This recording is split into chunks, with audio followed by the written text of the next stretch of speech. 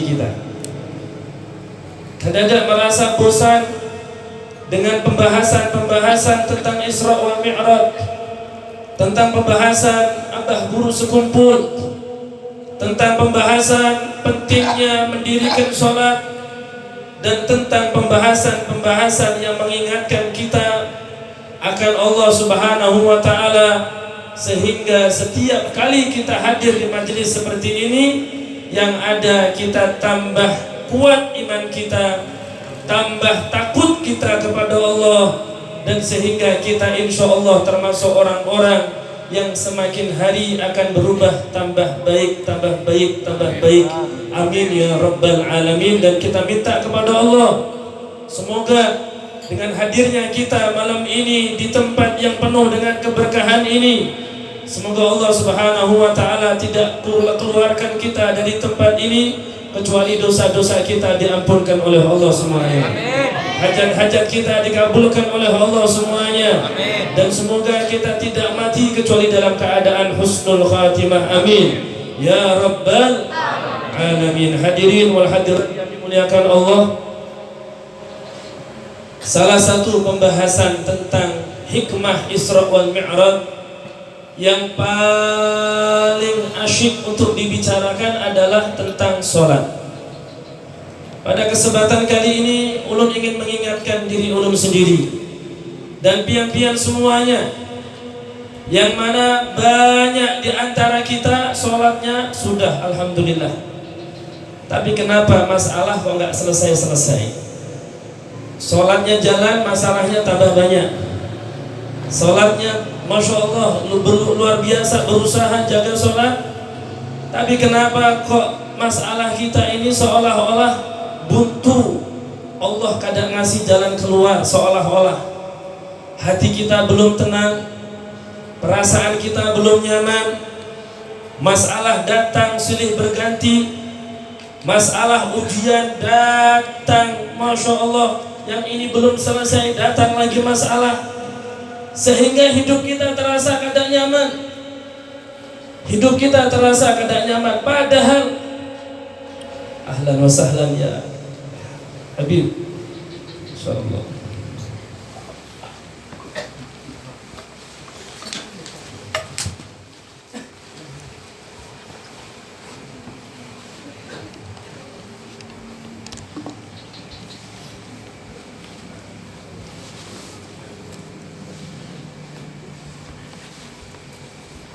Sallu ala Nabi Muhammad.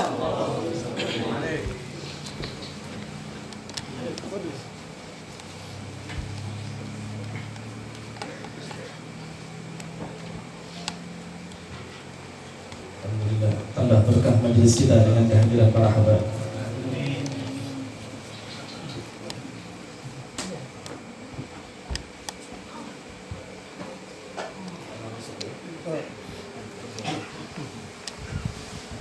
Alhamdulillah, para habaib duduk bersama kita, maka insya Allah nanti di surga kita duduk bersama datuk mereka Rasul Sallallahu Alaihi Wasallam.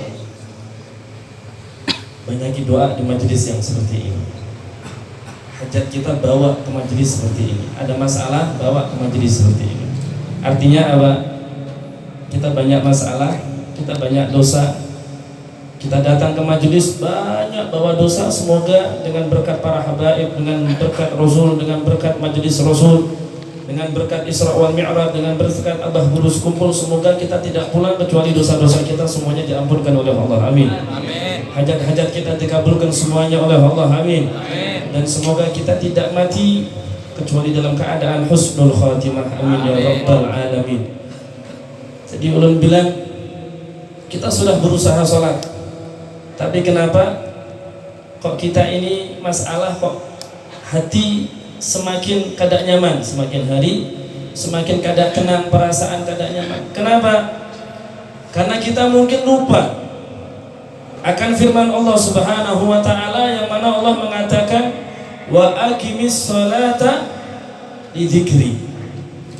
Dirikan sholat itu untuk kalian mengingatku. Dirikan sholat itu untuk mengingatku, kata Allah Subhanahu wa Ta'ala. Sudahkah kita benar-benar ingat kepada Allah Subhanahu wa taala? Sudahkah dengan sholat kita benar-benar menghadap kepada Allah? Sudahkah kita dengan sholat yang kita kerjakan, yang kita dirikan, yang kita laksanakan setiap hari 5 kali kita sholat, sudahkah di saat itu kita merasa bahwasanya kita berada di hadapan Allah, kita melihat Allah, atau kalau kadang kita merasa dan kita yakin bahwasanya Allah melihat kita? Kalau belum, itu sebabnya. Orang yang sholatnya belum merasa bahwasanya dirinya telah menghadap kepada Allah, dari awal takbiratul ihram sampai salam tidak ada sedikit pun ingat kepada Allah, maka ini dapatnya sedikit, apalagi orang yang tidak sembahyang sama sekali.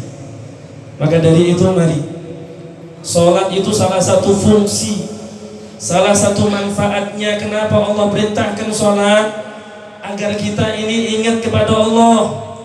Dan kalau sudah ingat kepada Allah, Allah berjanji ala bidzikrillah tatmainnul, ala bidzikrillah tatmainnul qulub. Ingat, hanya ingat kepada Allah, hati itu akan tenang. Ulun tanya, kalau kita ingat hutang, hati tenang kan? Ingat masalah, hati tenang kan? Kita ada masalah, kita ingat, kita pikirkan. Coba kira-kira kita ada masalah, kita pikirkan, tenang gak ada hati? Nyaman gak ada pikiran? Pusing gak ada? Pusing ya kan? Padahal Allah sudah mengatakan ala bidzikrillah tatmainnul qulub, hanya dengan ingat kepada Allah hati akan tenang. Tapi kenapa hati kita kadang tenang? Karena kita pikirkan masalahnya. Kita kadang berusaha bagaimana kita mengingat Allah Subhanahu wa taala. Ulun sering kisahkan, ulun pernah datang ke kediaman, ke rumah Al-Habib Husain bin Anis bin Alwi bin Ali Al-Habsyi. Anaknya Habib Anis, Allah yarham. Namanya Habib Husain, Solo. Ulun datang ke tempat sidin. Di rumah sidin itu ada logo majelis. Ulun pertama masuk melihat logo itu senyum. Jasidin, kenapa senyum? Lucu, Bib. Lucu itu logo majelisnya lucu, ulun bilang. Kenapa lucu? Jadi ditulisannya di situ adalah majelis, pakai bahasa Jawa, majelis moh mikir, gelemi dikir. Majelis kadang mau mikir, maunya zikir. Coba kita renungkan sejenak. Majelis kadang mau mikir, maunya zikir. Ini luar biasa ini. Jadi kadang mau mikir. Akhirnya ulun ditanya sama Habib, Ustaz, kira-kira masalah dipikir selesai enggak? Kada Bib. Penyakit dipikir sembuh enggak? Kada Bib. Kira-kira kalau pingin sesuatu dipikirkan datang ada? Kada Bib. Itu sebabnya kenapa orang-orang itu ketika mereka semakin tinggi pikirannya, semakin banyak yang ia pikirkan, dia lupa kepada Allah, maka di saat itu Allah akan ingatkan dia. Allah akan ingatkan karena mereka sudah lupa kepada Allah. Makanya Allah ingatkan, ini ada aku, kata Allah. Ini ada aku, Ar-Rahman, Ar-Rahim, Al-Jabbar. Ini aku yang bisa menyelesaikan semua masalahmu. Ini loh ada aku yang ketika engkau berdoa pasti akan aku ijabah. Ini loh ada aku ketika engkau ada masalah, engkau datang kepadaku maka aku akan menyelesaikannya. Tapi cara Allah mengingatkan kita bukan dengan ucapan-ucapan kayak itu, tapi Allah ingatkan kita dengan masalah. Allah ingatkan orang berusaha, usahanya bangkrut. Itu cara Allah mengingatkan. Seorang pejabat karena banyak lalainya, banyak lupanya, mereka semakin jauh dari Allah. Kada ingat bahwasanya jabatan itu amanah, jabatan itu titipan. Mereka kada ingat itu, sehingga diingatkan oleh Allah. Diingatkan karena Allah sayang. Diingatkan dengan apa? Dengan kasus yang mereka hadapi. biar mereka kembali kepada Allah Subhanahu wa Ta'ala. Banyak di antara kita yang dikasih sakit sama Allah pun kita kadang ingat bahwasanya di sini ada Allah Subhanahu wa Ta'ala yang sudah rindu kepada kita semuanya. Maka dari itu jangan nunggu diingatkan sama Allah, jangan nunggu diingatkan sama Allah. Ingat cara Allah mengingatkan kita dengan penyakit, cara Allah mengingatkan kita dengan masalah, cara Allah mengingatkan kita dengan ujian, cara Allah mengingatkan kita dengan Allah kasih anak yang tiba-tiba anak kita susah diatur, cara Allah mengingatkan kita tiba-tiba ekonomi kita susah, cara Allah mengingatkan kita tiba-tiba misalkan mohon maaf rumah kita kebakaran, cara Allah mengingatkan kita tiba-tiba usaha kita bangkrut. Dan itu semuanya adalah cara Allah mengingatkan seorang hamba ketika mereka mulai lupa dengan Allah Subhanahu wa Ta'ala. Makanya 5 kali dalam satu hari Allah wajibkan kita untuk menunaikan, untuk mendirikan sholat agar kita tak sempat untuk lupa. Pagi bangun tidur ingat sama Allah. Sholat apa? Sholat apa? Kok ada tahu sholatnya ini? Bangun tidur sholat apa? Subuh. Nanti tengah hari sholat apa? Duhur. Ingat lagi sama Allah. Dari subuh ke duhur berapa jam? Anggap aja berapa? 6 kah? Anggap aja 5, 6 kah? Di masa-masa ini kan kita banyak lupa tuh sama Allah. Dari subuh sampai duhur kita banyak lupa sama Allah. Makanya Allah ingatkan lagi. Duhur kita suruh ingat sama Allah.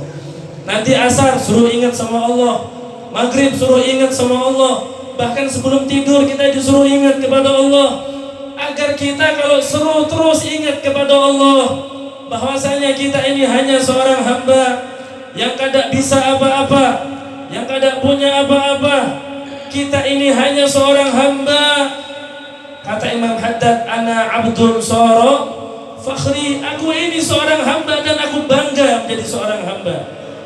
Bahkan yang namanya abdun ini adalah panggilan indah dari Allah untuk hambanya yang istimewa. Tadi sudah sering kita dengarkan subhanalladzi asra bi abdihi. Maha suci Allah yang telah memperjalankan hambanya. Hamba, Allah tidak mengatakan nabinya, Allah tidak mengatakan kekasihnya, tapi hamba. Kenapa? Karena makom hamba ini adalah makom yang luar biasa. Maka dari itu ulun mengajak diri ulun sendiri dan pian-pian semuanya, kalau ingin hidup kita terasa tenang, kalau ingin perasaan kita terasa nyaman, ayo sholat kita perbaiki. Dengan apa? Sholat kita usahakan di dalam sholat jangan sampai kita lalai kepada Allah Subhanahu wa Ta'ala. Allahu Akbar, ya Allah, dagangan belum payu, ini kan masalah. Allahu Akbar, ya Allah, hutang belum lunas-lunas. Ya Allah, seandainya kita Allahu Akbar berusaha mengingat Allah, yang namanya dagangan Allah yang ngurusi, yang namanya toko Allah yang ngurusi, yang namanya warung Allah yang ngurusi, yang namanya hutang nanti Allah yang ngurusi. Kalau Allah yang ngurus, maka Allah tinggal mengatakan kun fayakun. Maka dari itu mari sama-sama kita semuanya mulai subuh nanti kita sholatnya dijaga. Sholatnya ayo kita perbaiki kualitas sholat kita. Di saat kita memperbaiki sholat kita, maka Allah akan memperbaiki hidup kita semuanya. Makanya para ulama mereka mengatakan kalau ada orang sholat sedangkan mereka tidak ngerti, kada paham, kada tahu apa itu rukun-rukunnya, kada tahu, maka sholat mereka itu bisa dikatakan sholat yang tidak sah.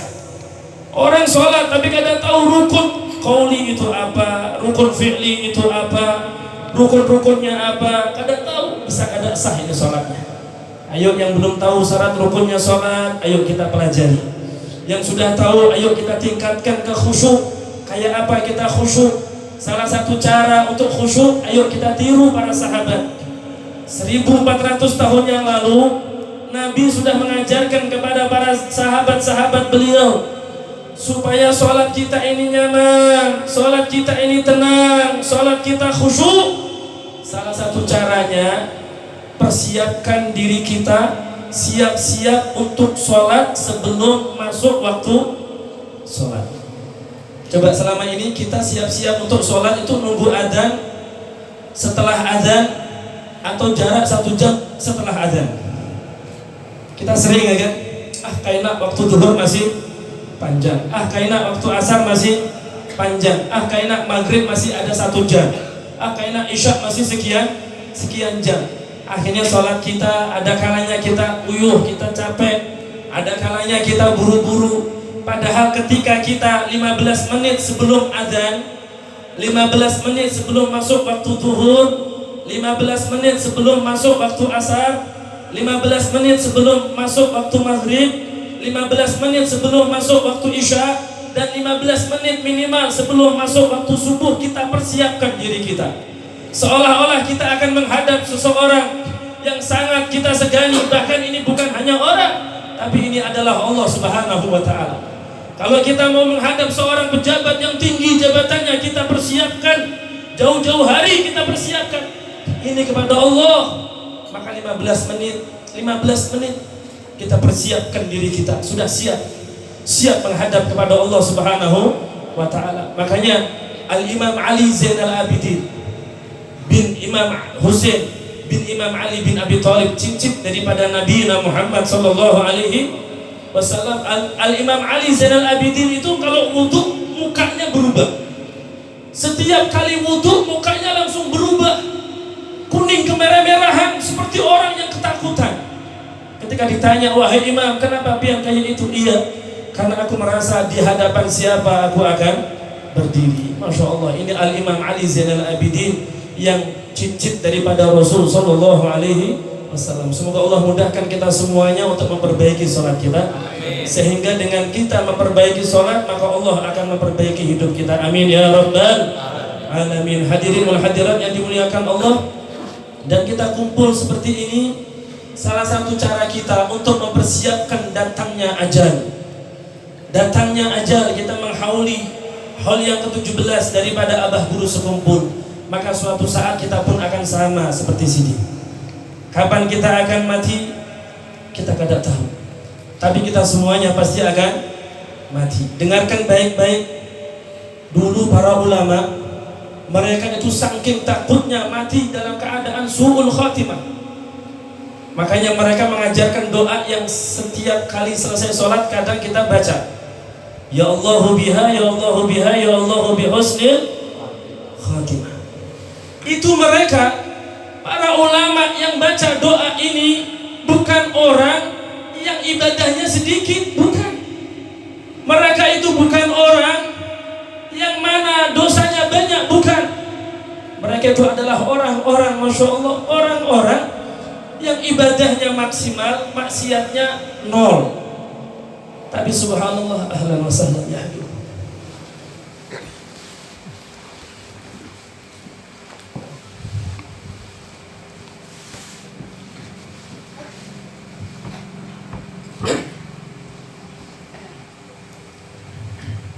Masya Allah, tambah berkah majlis kita.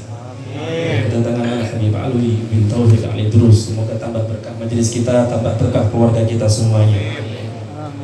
Jadi mereka para ulama yang doanya ya Allahu biha, ya Allahu biha, ya Allahu bihusnil khatimah, itu bukan orang yang banyak dosa, bukan orang yang ibadahnya main-main.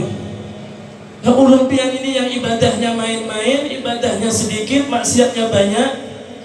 Kadang kita doa ya Allahu biha, ya Allahu biha, ya Allahu bihusnil khatimah, itu pun kita dalam keadaan lalai, kada paham, kada merenungi apa makna yang terkandung dalam ya Allahu biha, ya Allahu biha, ya Allahu bihusnil khatimah. Maka para ulama itu saking takutnya dengan mati dalam keadaan su'ul khatimah, sampai-sampai sering baca doa ini tadi. Di antara mereka sampai-sampai mengatakan, seandainya ulun ini disuruh milih 2 hal.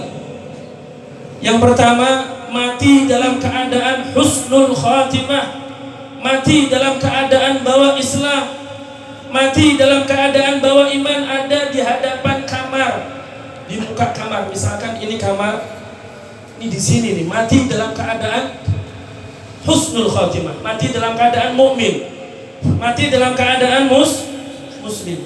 Dan di muka sana, di depan pintu rumah itu, mati dalam keadaan syahid di jalan Allah Subhanahu wa ta'ala. Orang mati syahid itu gak ada hisab. Orang mati syahid maka akan masuk surga tanpa hisab. Seandainya, kata sebagian mereka yang saking takutnya kepada mati su'ul khatimah, seandainya ulun suruh milih, mati di muka sana mati syahid, di sini mati dalam keadaan mukmin walaupun keadaan syahid, maka niscaya aku akan memilih mati dalam keadaan mukmin. Mati dalam keadaan mukmin walaupun keadaan syahid. Kenapa? Karena ulun kada tahu dari depan sana ke sini kira-kira ulun mati dalam keadaan apa.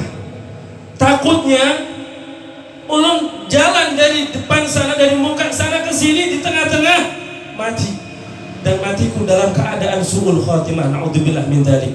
Makanya kalau disuruh milih, di muka sana mati syahid, di sini mati husnul khatimah, lebih baik mati di sini, gak apa-apa. Yang penting jangan sampai kita nanti di sana takutnya kayak apa nanti.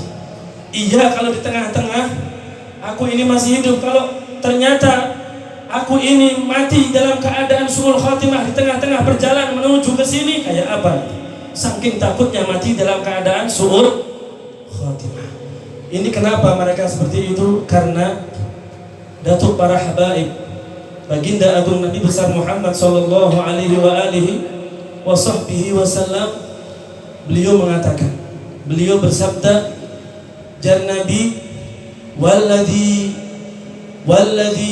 la ilaha ghairuh, demi zat yang mana tiada Tuhan selain Allah. Apa kata Nabi? Inna ahadakum la ya'malu bi amalil ahlil jannah hatta ma yakuna bainahu wa bainal jannati illa dhira' fayasbiqu alaihi alkitab fayamalu bi'amali ahlin nar fayadkhuluha. Sungguh, kata Nabi, demi Allah yang mana tiada Tuhan selain Ia, Nabi bersumpah bahwasanya ada sebagian dari kalian itu dia amalannya amalan surga, rajin sholatnya, bacaan Al-Qur'annya banyak, sedekahnya luar biasa, sholawatnya juga Masya Allah, sama orang baik, pokok amalannya semuanya baik. Akan tetapi takdir berkata lain. Ternyata ini orang dikehendaki oleh Allah untuk mati dalam keadaan su'ul khatimah, sehingga dia tiba-tiba melakukan satu dosa. Sehingga tiba-tiba ini orang melakukan satu dosa. Satu dosa, misalkan apa? Naudzubillah, berzina. Gara-gara satu dosa ini ternyata setelah zina mati. Belum sempat taubat kepada Allah Subhanahu wa ta'ala, dicabut nyawanya dalam keadaan kada bawa iman, dicabut nyawanya dalam keadaan su'ul khatimah. Akhirnya dia Allah masukkan ke dalam neraka. Semoga Allah jauhkan kita dari segala bentuk kemaksiatan. Bayangkan orang selama hidupnya sholatnya baik, puasanya baik, zakatnya baik, sedekahnya banyak, orangnya Masya Allah, tapi subhanallah tiba-tiba ternyata Allah mentakdirkan lain, Allah berkehendak lain. Ternyata orang ini memang dikehendaki oleh Allah mati dalam keadaan su'ul khatimah, tiba-tiba melakukan satu dosa, setelah itu mati langsung masuk neraka, naudzubillah. Sebaliknya, wa inna ahadakum la ya'malu bi amali ahli nar hatta ma yakuna bainahu wa bainan nar illa dhira' fayasbiqu alaihi alkitab fayamalu bi amali ahli jannah fayadkhuluha. Sebaliknya, kata Nabi, ada sebagian kalian yang mana setiap hari maksiat, setiap saat maksiat, judi iya, main perempuan iya, mabuk iya, bunuh orang iya, zina iya, semuanya dosa dilakukan. Subhanallah. Tapi Allah berkehendak lain. Ternyata Allah menginginkan orang ini mati dalam keadaan husnul khatimah. Tiba-tiba tergerak hati untuk taubat ketika melihat ada orang melakukan sholat misalkan, atau tiba-tiba dia tergerak hatinya untuk hadir misalkan acara-acara seperti ini, tergerak hatinya untuk kembali kepada Allah, dia sesali semua dosanya, dia kembali kepada Allah, dia taubat beristighfar, apalagi di bulan Rajab yang penuh dengan kemuliaan. Rajab syahrul istighfar, Rajab bulan untuk yang baik untuk istighfar. Orang ini langsung minta ampun kepada Allah. Ya Rabb, aku minta ampun ya Rabb atas segala dosa yang selama ini aku perbuat. Setelah taubat mati dalam keadaan sudah diampunkan dosa-dosanya oleh Allah Subhanahu wa ta'ala, akhirnya dia masuk surganya Allah Subhanahu wa ta'ala. Kira-kira kita termasuk yang mana ini?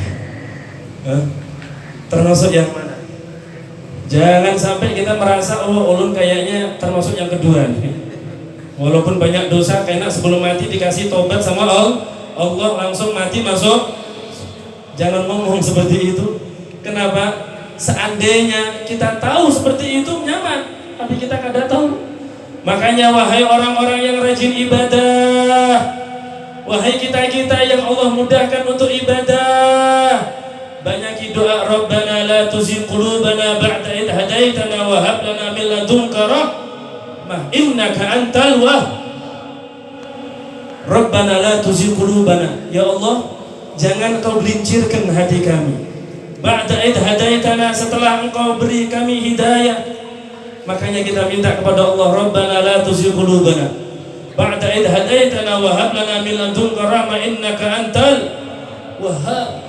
Kita-kita yang sudah dimudahkan oleh Allah hadir majelis, salat berjamaah, Al-Quran kita baca, salawat kita baca, sedekah kita rutinkan, maka ayo jaga keistiqomahan, karena kita kada tahu.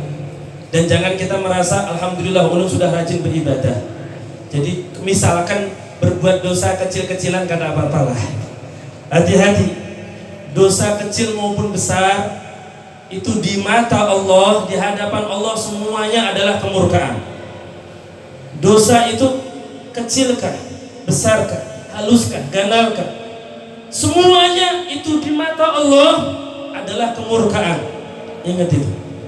Maka kita yang sudah Allah kasih hidayah, minta kepada Allah, Rabbana la tuzigh qulubana ba'da idh hadaitana wa hab lana min ladunka rahmatan innaka antal wahhab.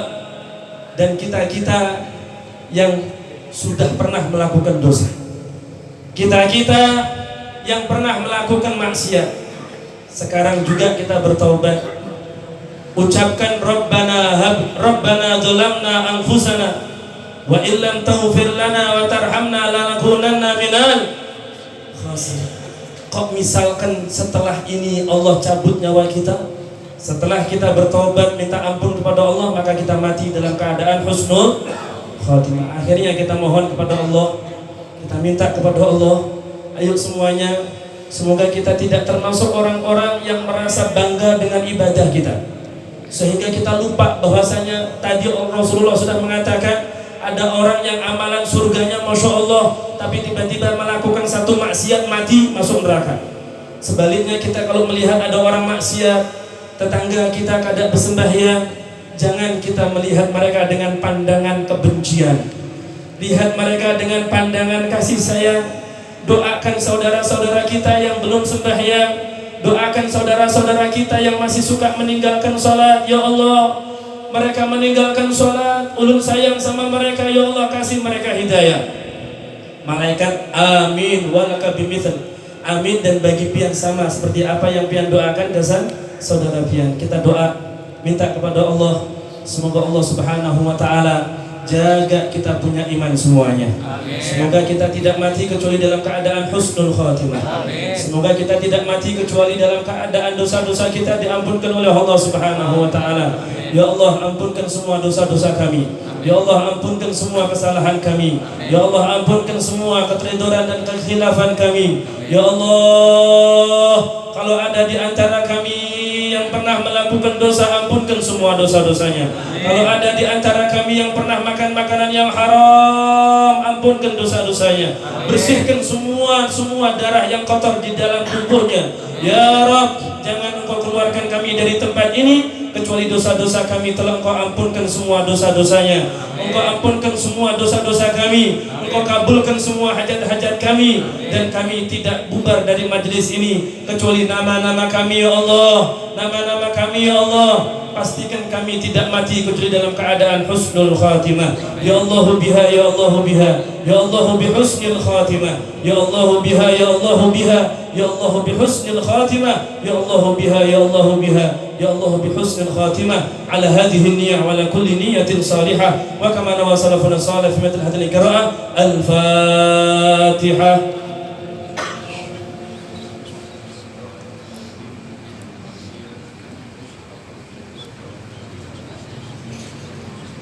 Sebelum ulun tutup, ulun ingin ngasih satu amalan yang praktis, yang apabila kita istiqomahkan, maka kita tidak akan mati kecuali dalam keadaan baik.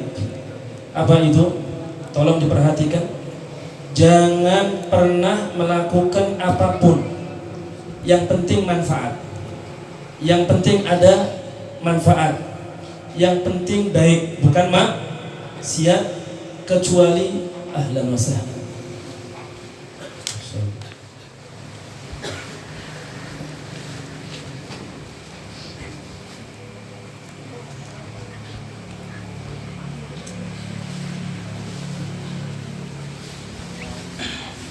Ini ada amalan.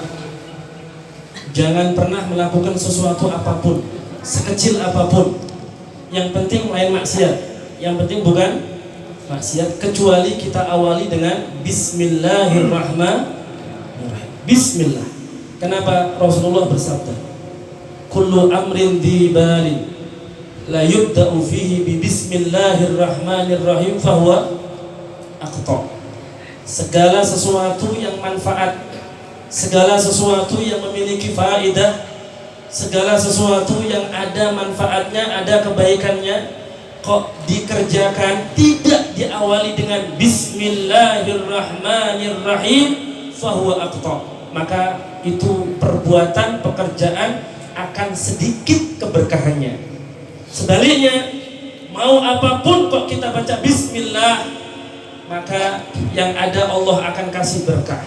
Makan bismillah, jalan bismillah, berdiri bismillah, duduk bismillah, buka HP bismillah, kita nengok bismillah, pakai sendal bismillah, pakai baju bismillah, naik mobil bismillah, sepokok bismillah, maka insya Allah mati pun kita akan bisa mengucapkan la ilaha illallah. Karena puncak keberkahan adalah mati dalam keadaan bisa melafalkan la ilaha illallah. Ayo niatkan untuk mengamalkan. Dalilnya hadis Nabi tadi. Semoga kita semuanya semakin hari tambah berkah, dan kita doakan, kita baca Fatihah sekali untuk Sohibul Bait yang mengadakan acara ini. Semoga keluarga besarnya semuanya Allah panjangkan umur dalam keadaan sehat walafiat. Allah mudahkan segala urusan dan Allah kabulkan segala hajat. Dan semoga anak-anak beliau semuanya, anak keturunannya Allah jadikan anak keturunan yang salih-salihah. Dan semoga tidak wafat kecuali dalam keadaan husnul khatimah. Dan semoga kita semuanya juga mendapatkan keberkahan dari apa-apa yang kita laksanakan pada malam hari ini. Amin ya rabbal alamin. Alafu minkum. Subhanakallahumma wa bihamdika asyhadu an la ilaha illa anta astaghfiruka wa atubu ilaik. Alafu minkum. Mari kita baca suratul Fatihah sebagai penutup daripada majelis ini. Semoga Fatihah ini mendatangkan keberkahan untuk kita semuanya, wabil khusus untuk Sohibul Bait. Ala hadhihi niyyah wa ala kulli niyatin salihah. Al-Fatihah. Bismillahirrahmanirrahim. Alhamdulillah.